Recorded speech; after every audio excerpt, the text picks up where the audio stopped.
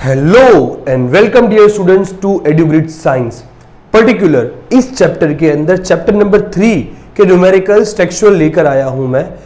Textual numericals में basically difference क्या है, तो प्रॉपर मेथड कैसे लिखना है एमसीक्यू को और कैसे शॉर्ट करना है इजीली, वो इस पूरे मैंने सीरीज में मैं कंप्लीट करूंगा। ऑलरेडी चैप्टर 1 और चैप्टर 2 मैंने अपलोड कर दिए, अब वहां से वो चीज देख भी सकते हो। तो स्टार्ट करता हूं मैं आज का चैप्टर नंबर 3 का फर्स्ट न्यूमेरिकल, ठीक है। और इसी दौरान अगर आपको लगे कि मुझे कोई डाउट है पर्टिकुलर, आप कमेंट सेक्शन में मैसेज करना, मैं शॉर्ट्स बनाकर आपको रिप्लाई भी कर दूंगा। उसी के साथ साथ यहां पर मैं फॉर्मूलाज कवर करते करते ही पढ़ाऊंगा, जिससे आपका रिवीजन भी हो जाए, ठीक है। तो स्टार्ट करते हैं आज की सीरीज बिना कोई टाइम वेस्ट किए। तो क्वेश्चन नंबर 3.1 में क्या लिखा हुआ है पहले आप ध्यान से देखो। तो हम देखते हैं,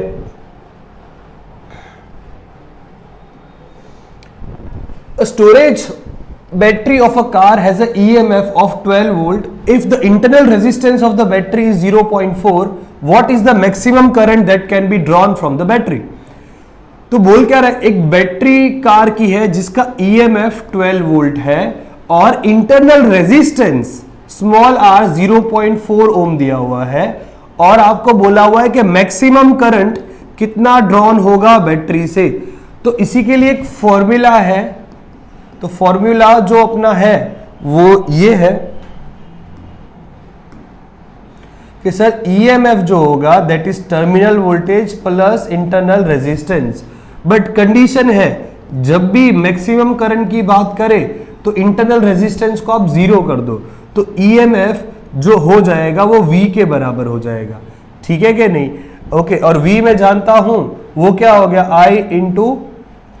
I इंटू कैपिटल R हो गया, ठीक है। यहाँ पे इंटरनल रेजिस्टेंस नहीं करना है आपको, कैपिटल R जीरो करना है, एक्सटर्नल रेजिस्टेंस मैक्सिमम करंट के लिए, ठीक है। तो अगर आप जीरो करोगे तो पूरा पोटेंशियल जीरो हो जाएगा। क्यों? पोटेंशियल ऑलरेडी जो होता है वो क्या है, IR होता है, तो पोटेंशियली क्या हो गया सर, जीरो हो गया। तो EMF जो भी होगा वो I इंटू स्मॉल r होगा। तो मुझे मैक्सिमम करंट निकालना है, तो maximum current will be I max equal to EMF divide by internal resistance. तो EMF कितना दिया आपको, 12 वोल्ट दिया हुआ है और इंटरनल रेजिस्टेंस 0.4 ओम दिया हुआ है। तो 12 ये डेसिमल प्लेस ऊपर गया, 4 1 जा and 4 30 ohm is your 30 ampere is your answer. Done है यहां पर। ओके, सो यहां पर बेसिकली ये कभी कभी आपको जब मैक्स करंट बोले तभी आपको ये यूज करना है, अदरवाइज एक दूसरा फॉर्मूला भी लोग यूज करते हैं, that is E is equal to potential की जगह मैं I इंटू कैपिटल R भी लिख सकता हूं और I इंटू स्मॉल r भी लिख सकता हूं। तो E is equal to I common capital R plus small r, इस पे भी आप लगाओगे तो भी आंसर सेम ही रहेगा। चलो तो नेक्स्ट क्वेश्चन पर जाते हैं। नेक्स्ट क्वेश्चन में क्या दिया हुआ है, 3.2 a battery of EMF 10 volt. तो सर यहां पर हमको EMF दे दिया कितना है, 10 volt, and internal resistance of 3 Om.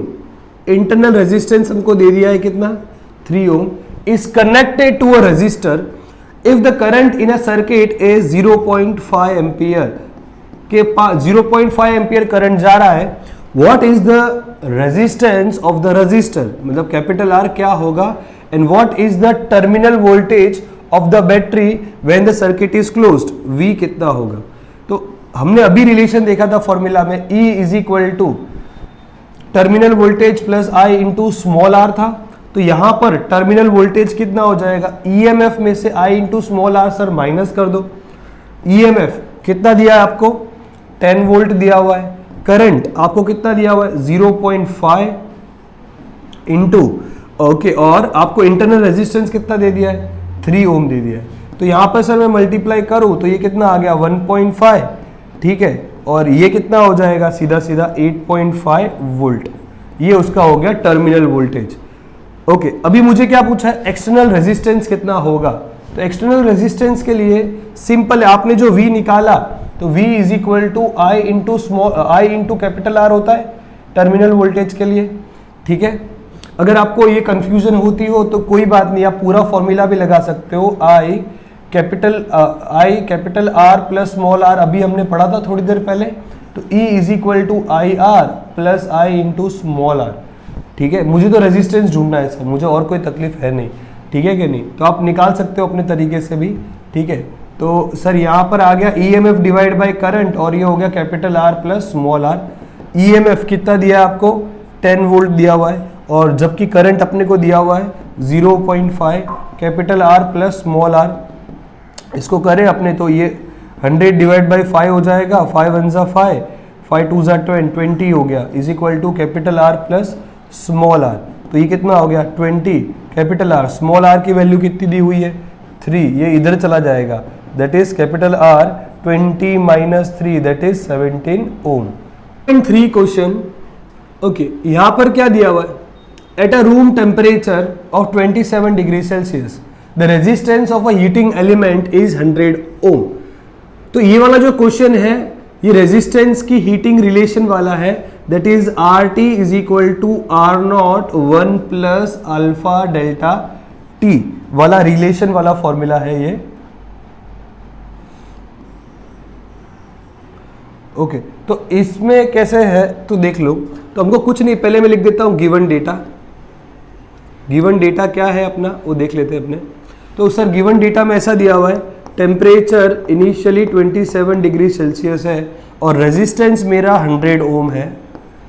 What is the temperature of the element if the resistance is found to be. तो सर कोई T डिग्री सेल्सियस टेम्परेचर है, मेरे को नहीं पता वो, ठीक है क्या नहीं, बट उस पर रेजिस्टेंस कितना दिया है 117 ओम दिया हुआ है। Given that the temperature coefficient आपको अल्फा भी दे दिया है 1.70 इंटू 10⁻⁻⁴ सेल्सियस इनवर्स। ठीक है, तो इसको मान लेते हैं T1 और ये फाइनल टेम्परेचर है T2, वो हमको पता नहीं है, वो ढूंढना है अपने को। तो यहाँ पर सिंपल सा अपने जो फॉर्मूला है वो ये रहा, RT R0 1 plus alpha delta T, और दूसरा फॉर्मूला जो आता है alpha is equal to RT minus R0 upon R0 delta T, ये इसका फॉर्मूला है। अब इससे भी निकाल सकते हो चीजें। ठीक है, अब RT क्या होता है, ऐसा रेजिस्टेंस जो फाइनल टेम्परेचर पर हो। R0 मतलब रेजिस्टेंस जो इनिशियल टेम्परेचर पर हो, ये इनिशियल टेम्परेचर वाला रेजिस्टेंस, तो ये मेरा हो गया R0, ठीक है क्या नहीं, और ये फाइनल वाला T2 इसका हो गया RT।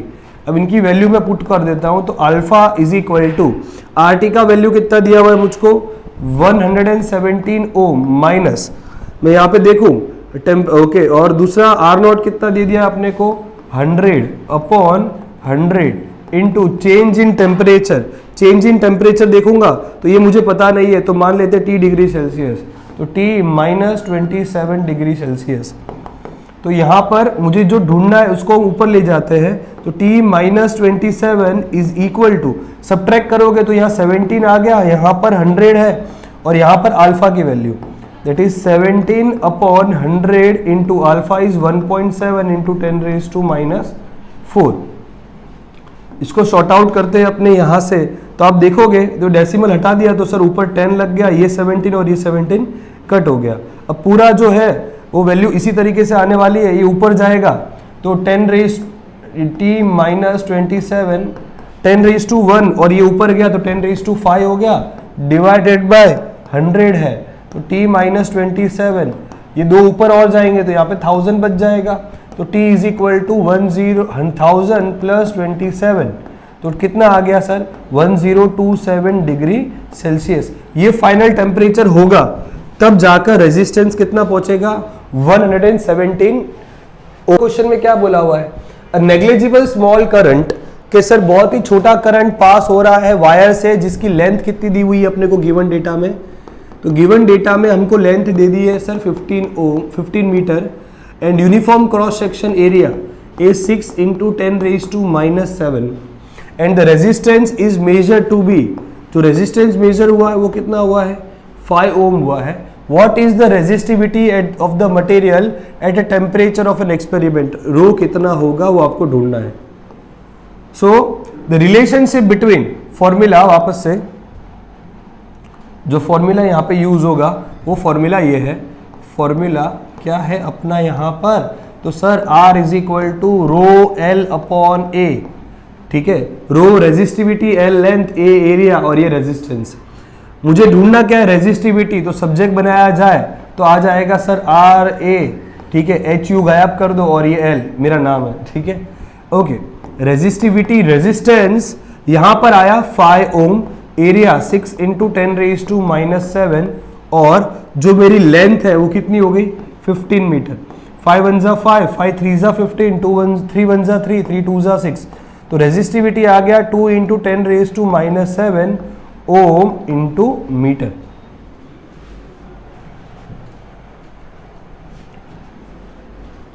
.5 वापस से वही टेम्परेचर चेंज वाला ही क्वेश्चन है, ठीक है। क्या बोला है, a silver wire has a resistance of 2.15 ohm at 27.5 degree Celsius, मतलब सर ये इनिशियल टेम्परेचर हुआ, and the resistance of 2.7 at 100 degree, ये फाइनल टेम्परेचर हुआ, ठीक है। Determine the temperature coefficient of a resistivity, alpha ढूंढना है। तो गिवन डेटा लिख दो सबसे पहले मैं, गिवन, तो सर इनिशियल टेम्परेचर में देखूं मेरा 27.5 डिग्री था और रेजिस्टेंस मेरा R1 में देखूं दैट इज 2.1। देखो हमने ये फॉर्मूला ये सीखा है, RT is equal to R0 1 plus alpha delta T. इसको आप ऐसे भी लिख सकते हो, फाइनल ये था सर, तो सर ये हो जाएगा RT2 is equal to RT1 1 plus alpha delta T. ये फॉर्मूला भी आप लिख सकते हो, इसमें कोई तकलीफ वाली काम बात नहीं है, इजी है क्वेश्चन सारे। किसी को हार्ड लगे तो बता सकता है। अभी आप देखो कि सर 100 डिग्री आ गया, डिटरमाइन द टेम्परेचर कोएफिशिएंट, हमको टेम्परेचर कोएफिशिएंट भी ढूंढना है, ठीक है क्या नहीं। तो मैं देखूं यहां पर, तो सर T2 जो दे दिया है मेरे को 100 डिग्री दे दिया है, ठीक है, T2 मामा। और देखे और रेजिस्टेंस R2 कितना दे दिया है अपने को फाइनल वाला, दैट इज 2.7 ओम, और मुझे अल्फा ढूंढना है। तो हमने फॉर्मूला देखा था अल्फा का, alpha is equal to RT2 minus RT1 upon RT1 into delta T, मतलब final resistance initial resistance, final 2.7 minus 2.1 divided by again 2.1 initial, change in temperature मैं देखूंगा तो 100 माइनस 27.5 डिग्री सेल्सियस करना है।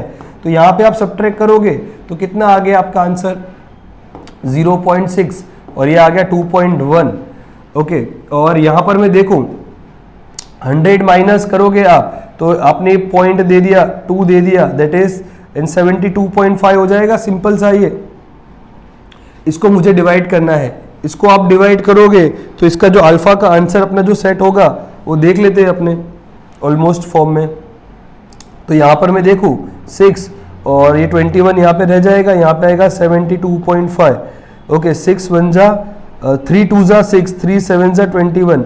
इसको मेजोरिटीली शॉर्ट करोगे आप तो somewhere you will be getting your answer as 0.0039 Celsius inverse. ये आपका फाइनल आंसर 3.5 में आएगा। बोला हुआ है a heating element using a nichrome is connected to 230 volt supply draws a initial current of 3.2 ampere which settles after a few seconds of a steady value of 2.8 ampere.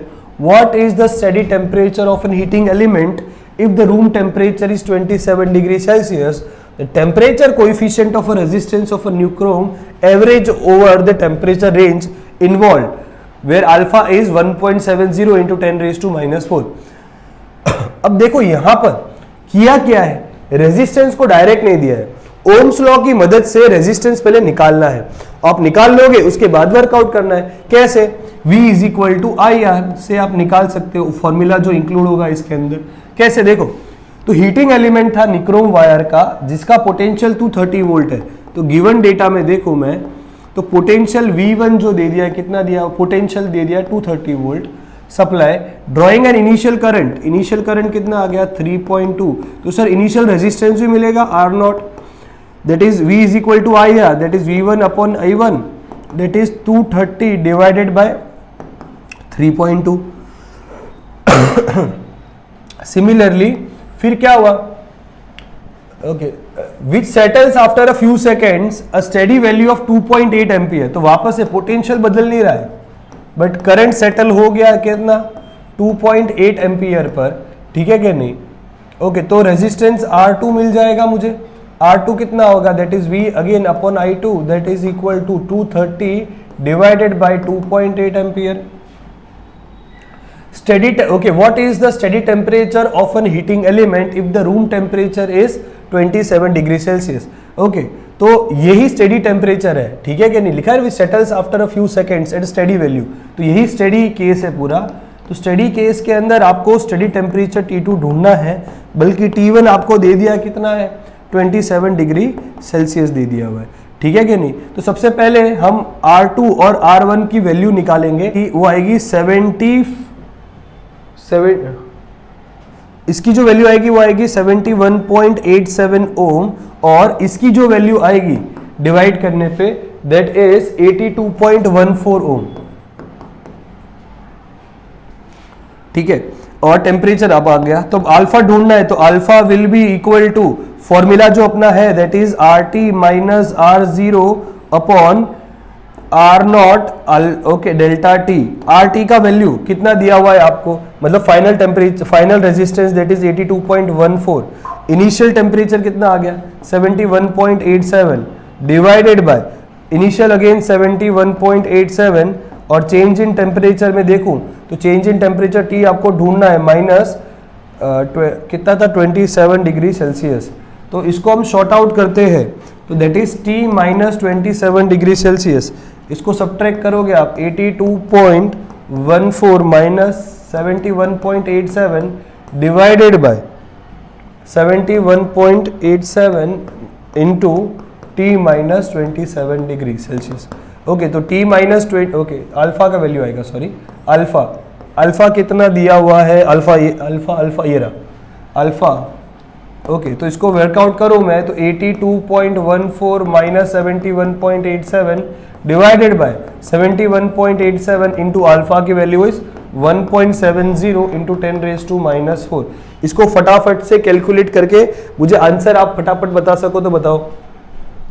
तो इसको मैं short out करूं, इसको short out करो आप, तो क्या answer आता है पूरा आपको वो बताना है, ठीक है कि नहीं। तो इसका आंसर समवेयर जो आएगा वो आएगा अपना 840। इसको फटाफट से शॉर्ट आउट करके दिखाओ, तो इसका जो फाइनल आंसर आएगा T minus 27 is equal to 840.5, ठीक है। इसको आप यहां पर ले जाओ तो T is equal to 840.5 plus 27, तो somewhere it will be 867.5 degree Celsius, ये आपका फाइनल आंसर आएगा।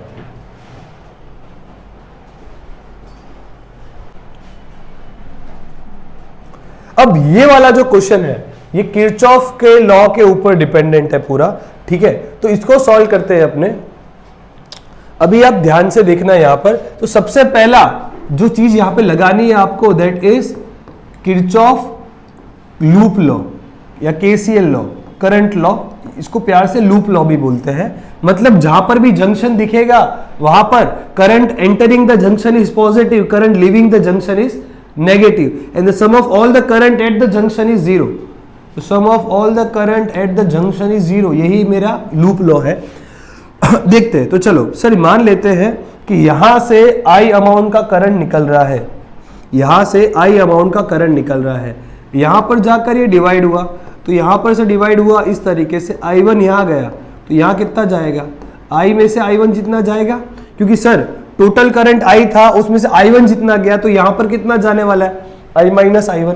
अब वापस से यहां तक I1 जा रहा है, I1 के बाद मान लेते हैं कि सर यहां पर I2 गया, तो यहां पर कितना जाएगा I1 माइनस I2 जाएगा, सही बात है कि नहीं। अब ये दोनों करंट यहां पर ये I2 है और यहां पे I माइनस I1 है, तो फाइनल यहां पे जो करंट जाएगा वो कितना जाएगा I minus I1 plus I2। Okay, ये दोनों यहां पर कंबाइन होंगे, ठीक है क्या नहीं। तो टोटल करंट अभी यहां पर फाइनल ब्रांच में कितना जाएगा, I1 जाना चाहिए, तो देखो I minus I1 plus I2 plus I1 minus I2, तो I2 कट, I1 कट, मतलब सर फाइनल I जा रहा है। मतलब आपने जो सर्किट बनाई है वो एकदम सही बनाई है, ठीक है क्या नहीं। अभी आपको एक शॉर्टकट सिखाता हूं। अब अपने को दूसरा जो लॉ लगाना है वो लगाना Kirchhoff voltage law, that is called loop, इसको बोलते हैं जंक्शन लॉ। लूप भूल से बोल दिया था मैंने, ये आएगा जंक्शन लॉ। ओके, और ये जो आएगा वो आएगा loop law. Sum of all the potential across the loop is zero, जितना भी होगा, and it is based on law of conservation of an energy. ठीक है, तो चलो, तो सबसे पहले हमको बेटा लूप डिफाइन करना पड़ेगा। तो लूप कैसे डिफाइन करेंगे हम? तो देखो ये रहा ए बी और यहाँ पे सी है तो यहाँ पे डी होगा, डी ए। तो पहला लूप ले लेता हूं, loop number A B D A. अब करना क्या है? देखो शॉर्टकट ऐसा है, same direction high to low. देखो same direction high to low, तो आपको करना है नेगेटिव, ठीक है क्या नहीं, उसके अलावा पॉजिटिव। अब देखो कैसे, तो सर आप लूप में इस तरीके से जा रहे हो, सही बात, आप लूप में इस तरीके से जा रहे हो, तो देखो यहां पर आप सेम डायरेक्शन में गए, सेम डायरेक्शन जाओगे तो आपको लिखना है नेगेटिव, तो -10। अब पोटेंशियल ड्रॉप देखना है तो I V is equal to I R होता है। तो सर I तो आपने लिख दिया, तो आई आर तो लिख दिया, I कितना है, तो यहाँ पे I1 जितना है। फिर सर यहां पर गए, वापस सेम डायरेक्शन है, तो -5I2 हो गया। ओके, वापस नीचे गया मैं, अब ऐसे जा रहा, ऑपोजिट डायरेक्शन है सर इस बार, क्या है, तो प्लस कितना resistance 5I minus I1, sum of all the current, sum of all the potential across the loop is 0, तो 0 कर दिया। इसको थोड़ा सॉल्व करते हैं, तो -10I1 minus 5I2 plus 5I minus 5I1 equal to 0। तो जो वैल्यू साथ में आ रही है उसको सॉल्व कर देते हैं, तो -10 और -5 that is -15I1 minus 5I2 plus 5I equal to 0। इन दोनों को उस तरफ ले जाता हूं, तो 5I is equal to 15I1 plus 5I2 हो गया। इसमें से कॉमन निकाल देता हूं 5 और डिवाइड कर देता हूं, तो ये आ जाएगा 3I1 प्लस I2। ये अभी दूसरा लूप ले लेते हैं हम, ये वाला, ठीक है क्या नहीं। तो दूसरा लूप ले लेता हूं, तो लूप नंबर BCDB, वापस से सेम डायरेक्शन है सर, तो यहां पे आ गया -5 ब्रैकेट I1 माइनस I2। फिर ये इस तरह से गया, फिर वह यहां पर आया, तो यहां पर आप देखोगे तो अगेन ये ऑपोजिट डायरेक्शन है, ऑपोजिट डायरेक्शन है, तो सर क्या आ जाएगा, प्लस आ जाएगा। तो प्लस में कितना लिखेंगे अपने, प्लस में सर आ जाएगा +10, नीचे लिख देता हूं, बड़ा है थोड़ा सा, तो +10 bracket I minus I1 plus I2। वापस है यहां पर सर, यहां पे भी क्या आया, ऑपोजिट डायरेक्शन आया। ऑपोजिट डायरेक्शन में आप क्या लिखते हो, प्लस, तो 5I2 इक्वल टू 0। इसको सॉर्ट आउट करते हैं अपने, तो कितना आ जाएगा, -5I1 plus 5I2 plus 10I minus 10I1 plus 10I2 plus 5I2 equal to 0। Okay, थोड़ा सा कॉम्प्लिकेटेड है पर ध्यान देना पड़ेगा। -5I1 माइनस 10I1 उसके अलावा है नहीं, तो ये कितना हो गया, -15I1 हो गया।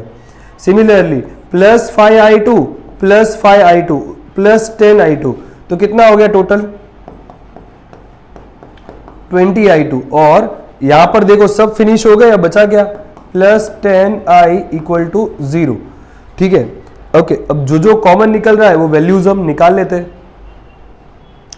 ठीक है, तो कॉमन तो यहां बेसिकली देखो तो 5 कॉमन निकल जाएगा, तो 5 कॉमन निकलेगा तो 5, ओके, तो ये कितना आ गया, -3I1 plus 4I2 plus 2I equal to 0। तो जो फाइनल मेरा आंसर आया वो कितना आ गया सर, 0 के बाद -3I1 plus 4I2 plus 2I equal to 0। Okay, तो एक तो इक्वेशन ये आया था मेरे पास, तो उसको हम नेक्स्ट पेज पे लिख देते हो। तो पहला इक्वेशन क्या आया था, I is equal to 3I1 plus I2, that is 3I1 plus I2, equation number 1 आया था। दूसरा जो इक्वेशन आया है मेरा, that is -3I1 plus 4I2, -3i1 plus 4i2 plus 2i equal to 0। यही इक्वेशन था, चेक कर लेते हैं। यस, ठीक है। अभी मैं क्या करता हूं, देखो मुझे i की वैल्यू तो ऑलरेडी पता है, पुट 1 इन 2, सेकेंड में पुट कर देते, तो -3i1 plus 4i2 plus 2, i की जगह यहां पे आ जाएगा 3i1 plus i2 equal to 0। तो ये आ गया -3i1 plus 4i2 plus 6i1 plus 2i2 equal to 0। तो यहां पे देखो 4i2 plus 2i2 that is 6i2 हो गया। अब यहां पर -3i1 प्लस 6i1 तो दैट इज 3i1 टोटल हो गया इक्वल टू 0। तो यहां पर देखो 6i2 will be what -3i1। तो i2 कितना हो गया सर मेरा, सिंपल देखा जाए तो that is equal to -3/6i1 that is equal to -i1/2। ये i2 आ गया मेरा, सिंपल सा लॉजिक है। ओके, अभी दूसरा लूप अपने को लेना पड़ेगा।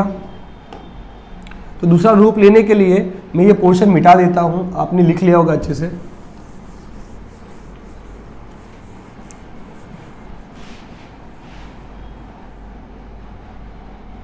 इतनी पोर्शन मिटाता हूं।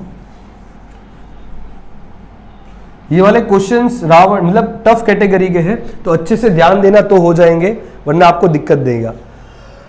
फिर दूसरा लूप आप ले सकते हो ये वाला, तो लूप ले लेता हूं मैं दूसरा। Loop is equal to A B सी,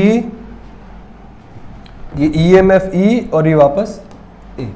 तो देखो यहां से हम जा रहे हैं तो सेम डायरेक्शन, तो -10i1 हो गया। ठीक है, यहां पर गए फिर यहां पर आए, तो अगेन सेम डायरेक्शन में आ गए अपने, तो सेम डायरेक्शन में आए तो -5 ब्रैकेट i1 माइनस i2। ठीक है, और फिर हम नीचे गए, नीचे कुछ है नहीं, फिर यहां पर गए, तो हम देखो आप अब जा कहां रहे हो, लो टू हाई जा रहे हो। हाई टू लो नेगेटिव होता है, लो टू हाई इज पॉजिटिव, तो +10। ठीक है, सिमिलरली यहां पर जो करंट जा रहा है वो i अमाउंट का जा रहा है, तो ये कितना आ गया, सेम डायरेक्शन में गए तो -10i इक्वल टू 0। तो यहां पर मैं देखूं तो -10i1 minus 5i1 plus 5i2 plus 10 minus 10i equal to 0 हो गया। अब जो भी शॉर्ट होता है वो कर देते, तो ये सेम है, तो ये कितना आ जाएगा -15i1 हो गया, ये प्लस 5i2 हो गया, ये प्लस 10 हो गया, और ये -10i हो गया। डन है। अब मैं i की वैल्यू भी पुटअप कर देता हूं यहां पर, तो मेरे लिए थोड़ा और इजी हो जाएगा। -15i1 plus 5i2 plus 10 minus 10, i की वैल्यू कितनी थी 3i1 plus i2, 3i1 plus i2 equal to 0, that is equal to -15i1 plus 5i2 plus 10 minus 30i1 minus 10i2 equal to 0। अब यहां पर हम ध्यान से देखें, -15i1 minus 30i1 that is -45i1 हो गया। i2 देखूं तो -10 and plus 5 that is -5i2 equal to 0 वाला केस आ गया। डन है कि नहीं? तो यहां पर मैं रिलेशन क्रिएट करने जाऊंगा। ओके, रुको, and remaining is +10 equal to 0। ये अपना रिलेशन हो गया, देखो शॉर्ट हो गया सारे, -15 -30 -45 plus 5 -10 -5i2 plus 10 equal to 0। अब रिलेशन मेरे पास ऑलरेडी पड़ा था यहाँ पर कि सर i2 जो होगा वो -i1/2 होगा। ये हमने क्रिएट किया था अपने सॉल्यूशन के अंदर से, देखो यहाँ पे किया था अपने, 3 हुआ था और ये 6 हुआ था, that is i2 is equal to -i1/2। i2 is equal to -i1/2 आया था। तो वैल्यू पुट हम कर देते हैं, -45i1 माइनस 5i2, i2 का value is -i1/2 plus 10 equal to 0। तो इसको शॉर्ट करते हैं अपने, तो -45i1 माइनस माइनस प्लस हो गया 5i1/2 plus 10 equal to 0। Okay, तो इसको हमको सॉल्व करने के लिए वापस पीछे ही जाना पड़ेगा। ओके, तो इसको हम शॉर्ट आउट कर रहे हैं, तो ये हो गया -90 प्लस 5, तो -85i1/2 प्लस 10 इक्वल टू 0। ठीक है कि नहीं? तो इसको उस तरफ ले जाता, तो 10 इज इक्वल टू 85i1/2, तो यहाँ पर ये 2 इधर जाएगा, तो 20 divide by 85 is equal to i1 आ गया। 5 4 ज़ा 20, 5 1 ज़ा 5, 3 कैरी 5 7 ज़ा 35, तो i1 कितना आ गया 4/17 आया।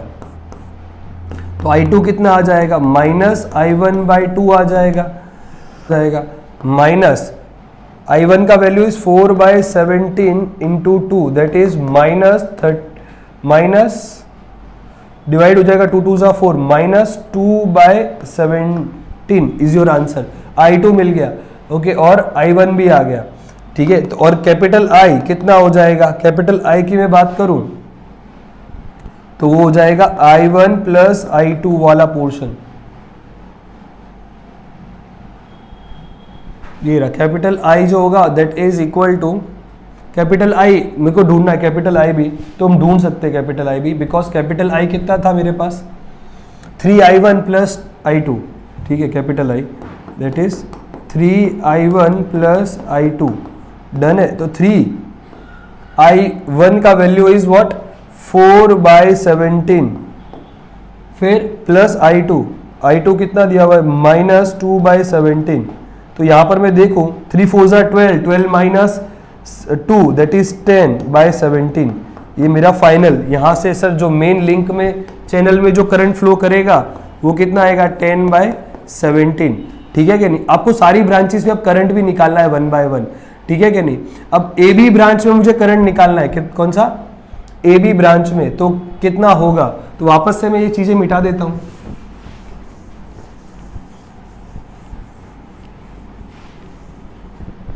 ओके, वापस से मैं मिटा देता हूं। तो ए बी ब्रांच के अंदर जो करंट फ्लो करेगा दैट इज I1 जितना, और I1 मैंने ऑलरेडी निकाल दिया है। तो ए बी ब्रांच में करंट I1 जितना फ्लो करेगा, और I1 कितना है 4/17, तो 4/17 एम्पियर फ्लो करेगा।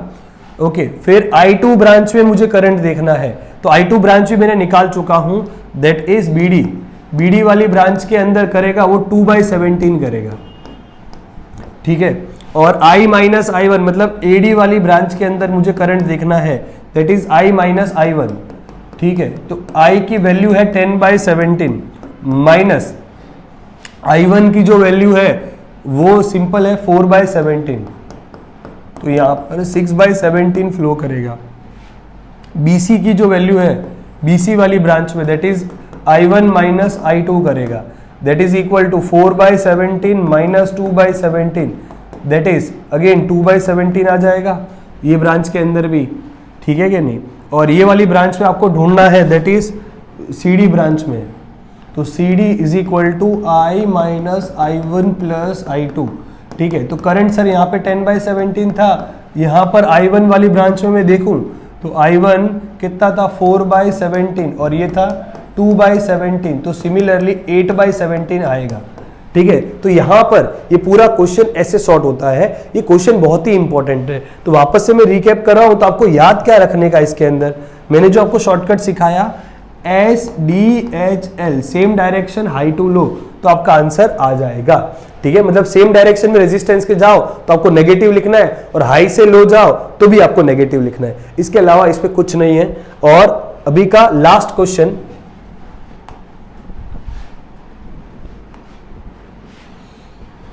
Storage battery of EMF 8 volt, तो EMF अपने को कितना दे दिया है sir 8 volt, and internal resistance of 0.5, तो सर ये 0.5 दे दिया अपने को, इज बीइंग चार्ज्ड। ओके, तो charged bye DC supply, DC supply कितना किया आपने ने 120 वोल्ट, और जिसका एक्सटर्नल रेजिस्टेंस कितना था 15.5 ओम था। What is the terminal voltage of the battery during the charging and what is the purpose of having a series resistance in the charging circuit. तो सबसे पहला okay, battery is charged bye potential, मान लेते V1 जितना है, और जो V1 जो होगा वो बेसिकली 120 वोल्ट से सप्लाई हो रहा है, बट इसके सामने 8 वोल्ट अपोज में जा रहा है, तो ये जो आ जाएगा कितना आ गया 112 वोल्ट नेट आया, ठीक है कि नहीं। तो ये EMF आपको नेट EMF मिला, ठीक है कि नहीं। ओके, मुझे करंट ढूंढना है, तो we already know that I is equal to EMF divide by capital R plus small r। ये EMF अपने को निकालते, 112 वोल्ट का EMF था, एक्सटर्नल रेजिस्टेंस 15.5 था और ये 0.5 था। तो करंट जो मेरा आया 112 डिवाइडेड बाय 16 हो गया, दैट इज 4 जा 16, 4 2 जा 8, 4 8 जा 32, 4 1 जा 4, 4 7 जा 28। ओके, और मेरा वोल्टेज जो आएगा, ठीक है कि नहीं, वोल्टेज अक्रॉस रेजिस्टेंस जो आएगा कितना हो जाएगा। तो सर आपने 15.5 जितना रेजिस्टेंस रखा था, दैट इज IR सिंपल, ठीक है। तो करंट आपका कितना था, करंट आपका 7 एम्पियर है और ये 15.5 है, ठीक है। तो 7 5 जा 35, 3 कैरी, 7 5 जा 35 प्लस 3 38, 3 कैरी, 7 जा 7 108.5। तो ये आपका वोल्टेज आया। तो टर्मिनल वोल्टेज क्या रहेगा, तो टर्मिनल वोल्टेज, तो voltage supply by DC is equal to terminal voltage plus voltage across resistance, external resistance, ठीक है। तो सर यहां पर आपने 120 सप्लाई दिया था, टर्मिनल वोल्टेज आपको निकालना है, प्लस यहां पे जो आया वो 108.5 आया, तो आपका जो टर्मिनल वोल्टेज है वो 120 माइनस 108.5 हो जाएगा, दैट इज इक्वल टू 11.5। कितना आ गया 11.5 टर्मिनल वोल्टेज। ओके, तो ये क्वेश्चन भी बड़ा इंटरेस्टिंग क्वेश्चन था। तो यहां पर आपका ये वाला पोर्शन खत्म होता है इस चैप्टर का। ओके, बने रहिए ऐसे ही, ये पूरी की पूरी टेक्सचुअल एक्सरसाइज सीरीज के लिए मिलते हैं हम नेक्स्ट वीडियो में।